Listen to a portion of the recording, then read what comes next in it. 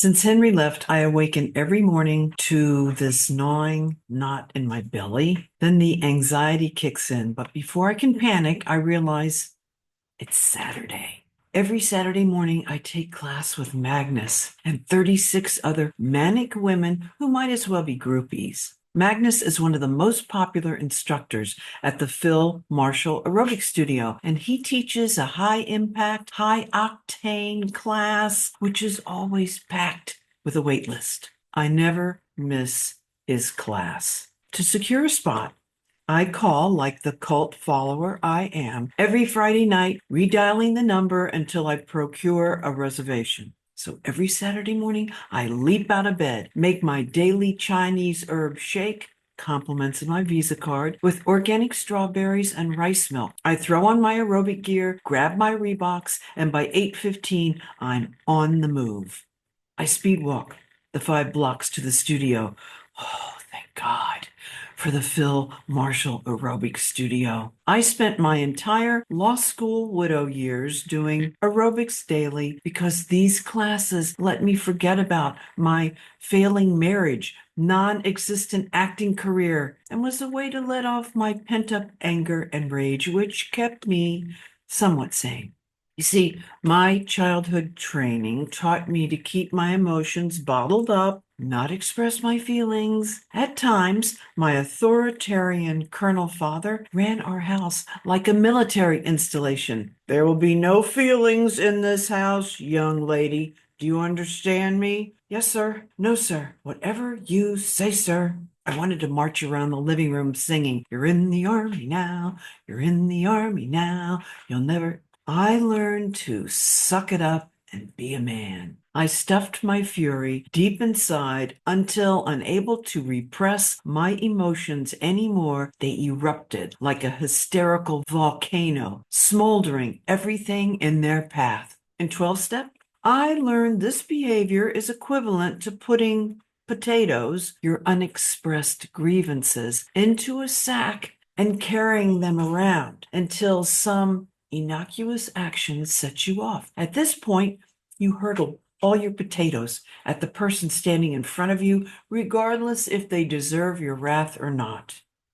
I contain my potato throwing and frustrations by taking daily aerobics classes. The year is 1991.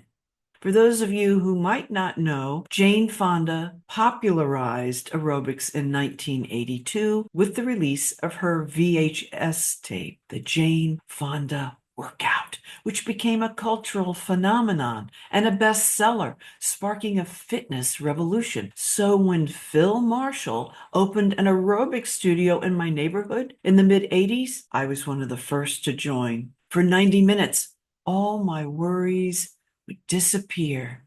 I abandoned my wits to the organized chaos of pounding music and the ensuing aerobic high and screamed my head off. This is how I released my pent-up anger so my rage wouldn't turn into full-blown cancer and kill me like it did my mother.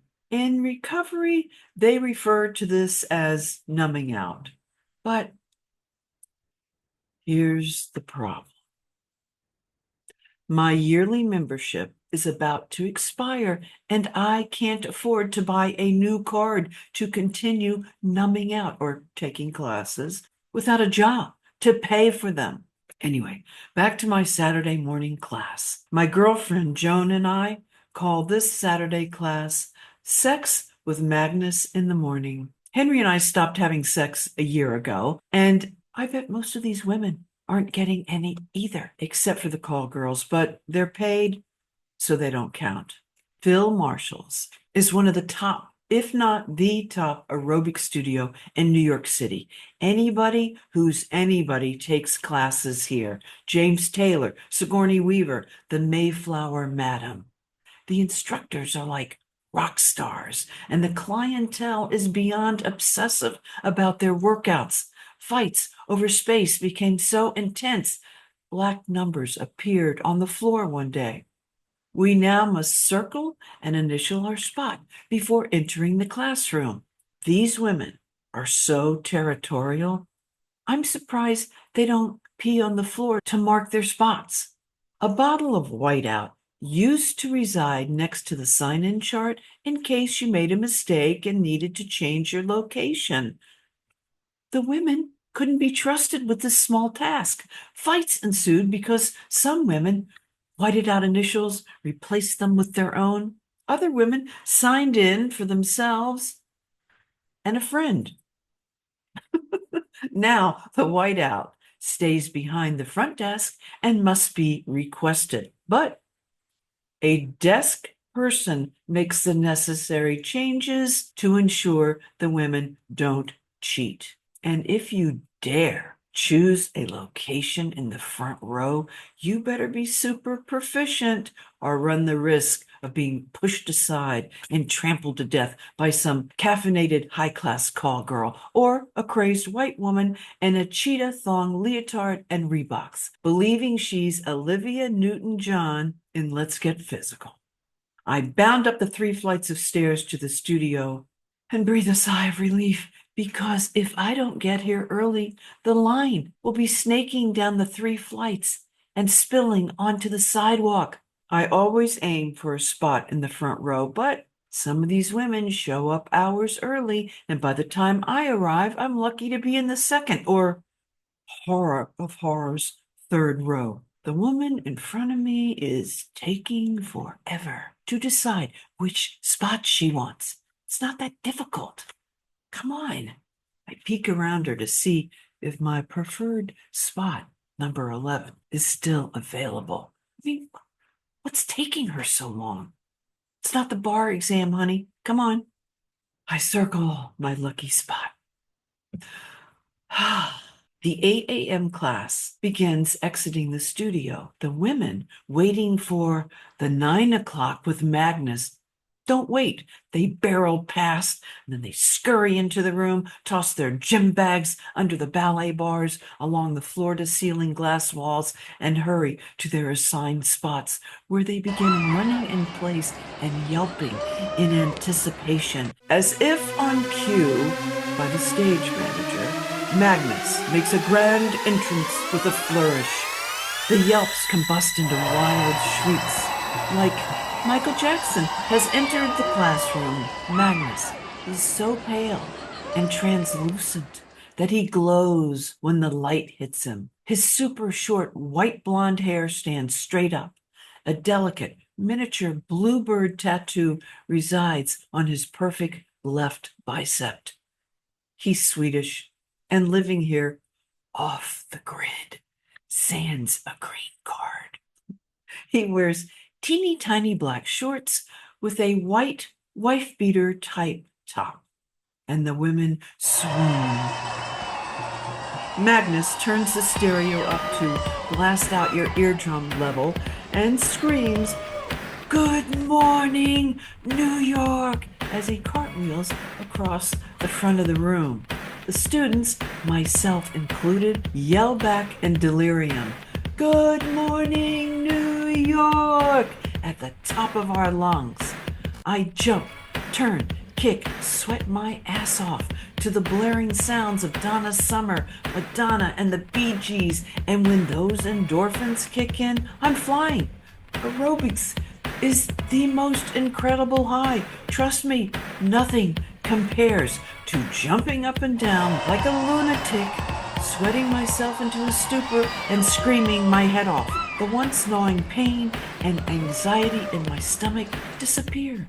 I'm swallowed whole by the pulsating vortex and surrender to the trance, like a religious follower being saved. I might as well be writhing on the floor, talking in tongues. Magnus is generous and tactile with his attention. He might run his fingers across your shoulders, down your arm, or touch your waist as he travels around the room, shouting encouragement. "You got this. You can do it. No pain, no gain." During the floor work portion of the class, Magnus struts around the room, counting the number of reps until he selects a woman and straddles her with one foot on either side. The women erupt into delirious squeals. Today, he picks me. Magnus, the god of aerobics, stands over me as drops of sweat land on my bare midsection, and he bellows, "Yes, Jill, yes, I'm motivated to crunch harder." Magnus may be beautiful, sexy, and strong, but he's also as gay as they come. So no worries about your lust going any further. Gives new meaning to safe sex. That night, I awaken from an intense sexual dream about Magnus. The following Saturday, during class, I'm overwhelmed by sexual desire. My face flushes at the sight of him. I'm embarrassed. Oh my God, can he tell? Oh, can anyone else tell? My extreme yearning for him continues for a few weeks. Sex? Who cares about sex? I have my secret lover, Magnus, in the morning. My reflection in the floor-to-ceiling mirror reveals a chiseled Linda Terminator Hamilton physique. All this exercise plus my diet of oatmeal and potent Chinese herbs evaporated any excess body fat. I'm a lean, mean, aerobicized machine. And like Ivana Trump says, looking good is the best revenge. After class, I sit on the bleachers outside Studio One. Phil, the studio owner, is holding court with several overheated, sweaty, middle-aged women recovering from the intense workout. The condensation created by the women during class hangs on the glass and mirrors like remnants from a late afternoon summer thunderstorm. I stare into the abyss, pondering my fate. You need a job. Unless you prefer to be homeless, the voice reminds me. No, I'm too messed up to work a job. I can't. So, work here. What? At the studio? Why not? You got a better suggestion? You can take all the free classes you want. The voice is right. I need to make some money. I can't keep putting everything on my visa. I need a place where I don't expend too much mental energy, a place where I can coast, regroup, figure out how to resurrect my acting. The adoring women coo over Phil, and he bask in their devotion. These women, they don't worry. They have money or jobs or husbands or all three. Why can't I find a husband like Paula? Paula lives in a palatial apartment overlooking Central Park West. Her husband lives in France. She sees him twice a year. He just sends her money. I need a husband like that. The voice informs me, you're too old to hook a husband like that. Having a civilized exchange with the voice is impossible. Fine, thanks. Thanks for the reminder. And F you. During a lull in the conversation, I ask, so, Phil, could I work here? He does a double take. What? You don't want to work here. You're on a yearly membership. I know, but my membership's almost up. My husband left me. I lost my job and he stopped sending me money. I need a job. His face scrunches up. Don't say I didn't warn you. Be here at 5 p.m. sharp. Roberta will train you. Cool. Homelessness averted. Oh, thanks for watching, you guys. I really appreciate it. And what I wanted to do is people have been asking me questions, so I thought I would just answer some of them. So one question was, how did Henry go from law school into the movie business?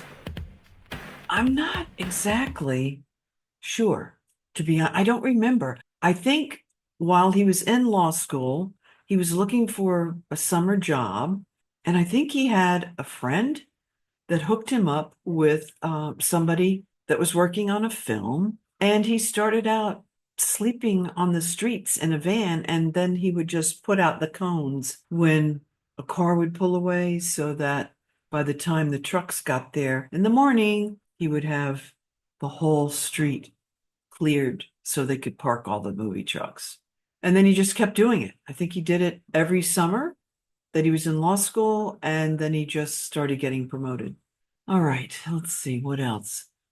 What was his job on the Philly film? Oh, yeah, the film he did in Philly for 6 months. He was a location manager. So he was in charge of finding their locations. You know, you go around, and also you always have a lot of money because you have to pay people off if you're making too much noise or whatever. All of a sudden, at the last minute, you realize, oh, we need this. So here's some money. Can we use the playground? Whatever it is, or your backyard. All right, was Henry successful in Hollywood? Okay, sorry. I know we're not supposed to get pleasure, but the short answer is no. What happened to Henry? I don't know. I mean, at one point he moved back to New York and he worked in the office of for the mayor's office in film and television there. All right, where is Henry today? Henry lives in Germany. He left in 1990 and he's still there. Oh, someone asked, how did I let this happen? Meaning the whole debacle with my marriage. How much time do you have? Look, I was raised in the South, a little Southern girl before women's lib. Women's lib started when I was in my teens, but living in the South, I was taught women are seen. They're not heard. They're just supposed to look nice and smile and be in beauty pageants and tend to men's needs. And I did become a women's libber, but that old programming hangs around. I was also raised on fairy tales, happily ever after. And I loved him. I trusted him. I believed him. I also had two alcoholic parents, which made me codependent. So, of course, I do things for other people at my own expense. Or I did. I don't do that anymore. Another question was, where is Color Direction, which is not the real name of the company, and Henry is not my ex-husband's real name either. All right, where is Color Direction? Well, I Googled Color Direction, and it has become a global empire. They're in Paris, they're in Tokyo, they're in Milan, and of course, New York. But the two women who created the company, they sold the company, and they are advisors. All right, so that's all the questions for now. Oh, membership. Let's talk about membership. So I think what I'm going to do, a lot of you offered, and we're into doing a membership, but I think for right now, I'm going to put it on the back burner. I may do it at a later date. It depends. But I have to say, in terms of YouTube, from what I understand, they kind of changed the algorithm again. So I didn't even get a check last month, which who knows why? I guess I didn't make enough money. So if you like the channel and you want to support the channel, I would love for you guys. If you want to buy me a coffee, the link is in the description box, and they take like 5%. So it's really great. And I so appreciate everyone who buys me a coffee or a special thanks. It really means the world. It helps the channel. It helps me. So a special thanks to Karen F., Dorothy M., Brenda M., JP Page 3293, Kevin K. for supporting the channel. I so appreciate it. I just love you guys being here.